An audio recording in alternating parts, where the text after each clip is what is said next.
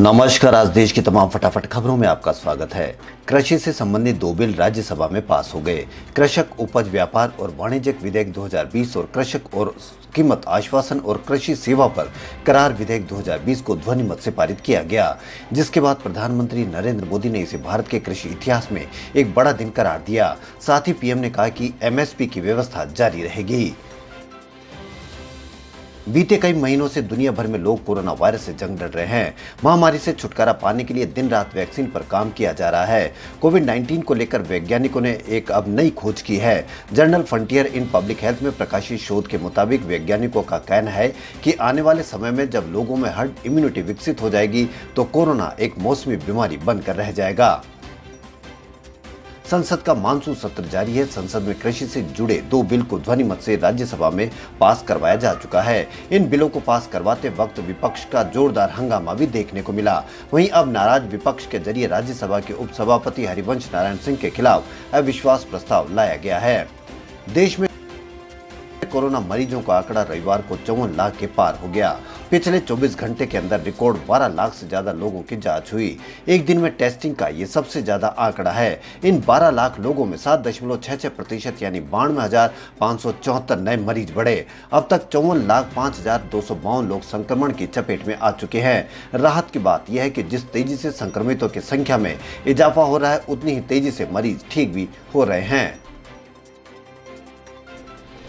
भीलवाड़ा शहर के ब्रजेश बागड़ अस्पताल में सुबह आग लगने से अफरा तफरी मच गई। अस्पताल के 3rd फ्लोर पर धुआं फैल गया। परिजन मरीजों को लेकर अस्पताल से बाहर की ओर दौड़े। फायर ब्रिगेड की 3 निजी और 2 निगम की गाड़ियां मौके पर पहुंची। इसके बाद करीब 1 घंटे पर आग पर काबू पाया जा सका। कर्नाटक के कुछ हिस्सों में पिछले कुछ दिनों से भारी बारिश की वजह से काफी तबाही हुई। खासतौर पर तटीय उडुपी जिला सबसे ज्यादा प्रभावित है, जहां घरों तथा फसलें पानी में डूब गई है, जिसके बाद सरकार ने रविवार को आपदा मोचन बल के कर्मियों को बचाव कार्य में लगाया है।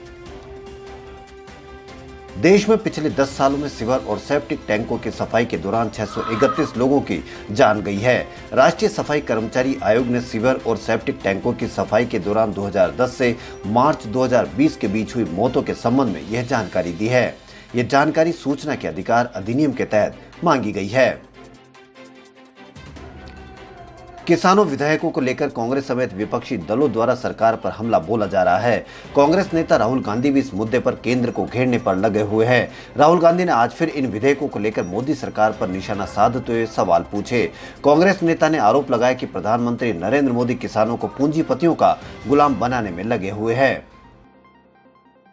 इंडियन प्रीमियर लीग के 13वें सीजन का दूसरा मैच यानी आज रविवार 20 सितंबर को दुबई में दिल्ली कैपिटल्स और किंग्स 11 पंजाब के बीच खेला जाना है।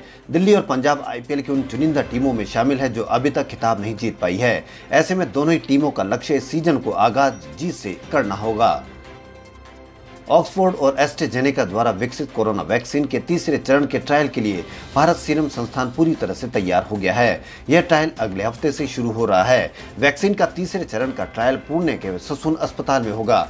सरकार संचालित ससून अस्पताल के डीन डायरेक्टर डॉक्टर मुरलीधर तांबे ने इसकी जानकारी दी है। वेस्टइंडीज और इंग्लैंड की महिला क्रिकेट टीमों के खिलाड़ी आगामी T20 अंतर्राष्ट्रीय श्रृंखला में 5 मैचों के दौरान ब्लैक लाइव्स मैटर अभियान के समर्थन में मैदान में एक घुटने के बल बैठेगी। इस श्रृंखला की शुरुआत ब्रिटेन में सोमवार को होगी। वेस्टइंडीज की कप्तान स्टेफनी टेलर ने शनिवार को कहा कि टीम ऐसा करेगी और इस अभियान से जुड़ने में इंग्लैंड की अपनी समकक्ष हीथर नाइट की पेशकश के लिए उनकी तारीफ की है। मध्य प्रदेश में 28 विधानसभा सीटों पर होने वाले उपचुनाव में राजस्थान के कांग्रेस नेता सचिन पायलट अपनी पार्टी के प्रत्याशियों के लिए चुनाव प्रचार करेंगे। इन सीटों में से अधिकांश सीटें सचिन पायलट के साथ पूर्व में कांग्रेस के लिए लंबे समय तक काम कर चुके ज्योतिरादित्य सिंधिया के गढ़ माने जाने वाले ग्वालियर चंबल में है। दिल्ली विधानसभा की शांति और सौहार्द समिति ने फेसबुक इंडिया के वाइस प्रेसिडेंट और मैनेजिंग डायरेक्टर अजीत मोहन को फिर से तलब किया है। समिति ने अजीत मोहन को 23 सितंबर को पेश होने के लिए नोटिस दिया है। समिति ने कहा कि इस बार अगर अजीत मोहन पेश नहीं हुए तो इसको विधानसभा समिति के विशेषाधिकार का हनन माना जाएगा और कार्रवाई की जाएगी। केंद्रीय स्वास्थ्य मंत्री डॉक्टर हर्षवर्धन का कहना है कि प्लाज्मा थेरेपी के बारे में अभी कोई अंतिम फैसला नहीं किया गया है। इसके सभी पहलुओं का आकलन जारी है। उसके बाद ही कोई अंतिम फैसला प्लाज्मा थेरेपी के बारे में लिया जाएगा। डॉक्टर हर्षवर्धन से उनके साप्ताहिक कार्यक्रम संडे संवाद के दौरान पूछा गया कि आप कैसे बोल सकते हैं कि प्लाज्मा थेरेपी से कोविड-19 में मदद नहीं मिलती है, जबकि दिल्ली के स्वास्थ्य मंत्री खुद प्लाज्मा थेरेपी से ठीक हुए हैं।